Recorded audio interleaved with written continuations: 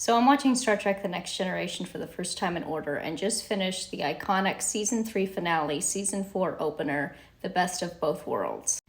That's right, The Best of Both Worlds, the episode where Captain Jean-Luc Picard is assimilated by the Borg and the Battle of Wolf 359 takes place, which we really don't see the battle, but we do see a lot of it in DS9's The Emissary.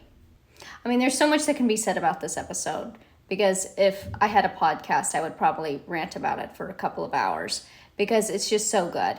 I mean, this is just truly when television was at its peak, when you had shows that ended on cliffhangers, and they just kept you engaged, and they kept you going, and the ratings spoke for itself. I mean, everything was just peak in this episode. The CGI, the animation, the Borg cubes, the costuming, the music, everything was just so well done and well paced. Not to mention the rivalry between Commander Riker and Commander Shelby, which was very well done and very well played. When you watch an episode like this, you really take into consideration how long it takes for a show to really hit its stride. Usually in the Star Trek world, it's about 3 seasons. But having said that, this is back in the day when you had 24 episodes per season, not the Netflix special of 8 or even 6 per season. And when watching an episode like this, you really take into consideration and you really grow an appreciation for the writing team, because the writers just truly know how to write these characters, how to showcase them, how to showcase their weaknesses, their defeats, their strengths, and it's all so well done. I mean, really now I could not think of a show that could pull this off, that could pull off the main character being assimilated by a collective nemesis and having to wait 4 months, 5 months, 6 months, however long between seasons to see the outcome of that. And that's why, I'm talking more so about this than I am actually the episode, because the episode is pretty self-explanatory. But really, it just showcases how invested audiences were back then. I cannot imagine watching an episode like this, and then having to wait 4 to 5 months later to see its conclusion. Now audiences are spoon-fed the storylines, and they're given 8 episodes all together, binge watch it, the next day you're done, and then you have to wait 3 to 4 years later for a sequel or prequel or whatever they do now. And then people will say, oh, well, we're in a new day and age. We don't need 20 episodes anymore. We don't need continued storylines like this. We don't need cliffhangers, because the younger audiences can't understand it, or it's too much.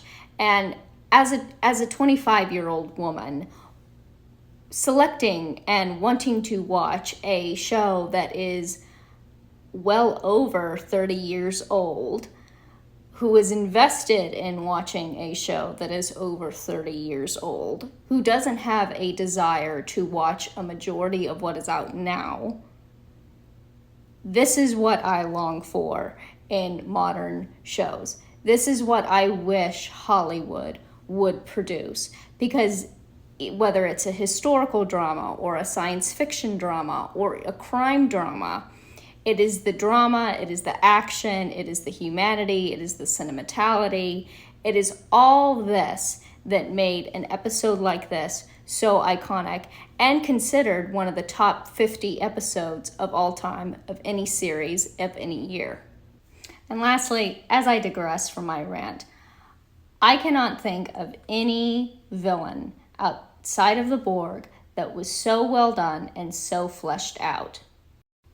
A species of a collective unit that assimilates you into the collective unit, strips you of your individuality, strips you of any sense of who you are, for you to serve that collective and serve that one entity, is so well done.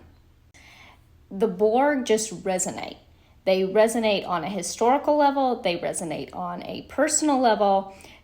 This is how you write villains.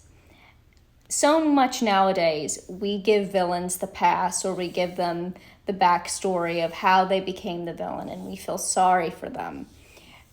There's only a handful where I can sympathize with that. Regina Mills from Once Upon a Time is one of those where I sympathized with her. I didn't excuse the acts that she committed, but I sympathized with how she became the way she was. But eventually she had a redemption. Unlike her, and unlike a minute amount of characters like her, the Borg, there is no redemption.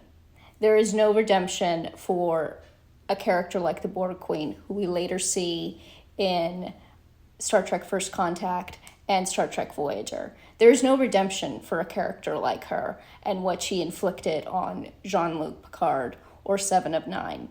There is just an immense villainy to the Borg that was so well done, and some parts of them were left ambiguous. How did they come to be? How were they created? Where did they originate from?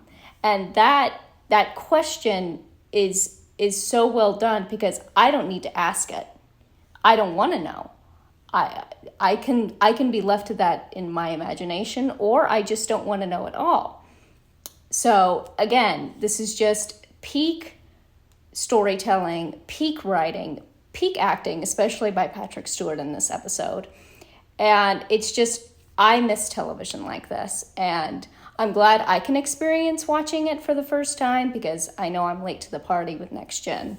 But again, this is the television I love to see and is so entertaining and very enjoyable.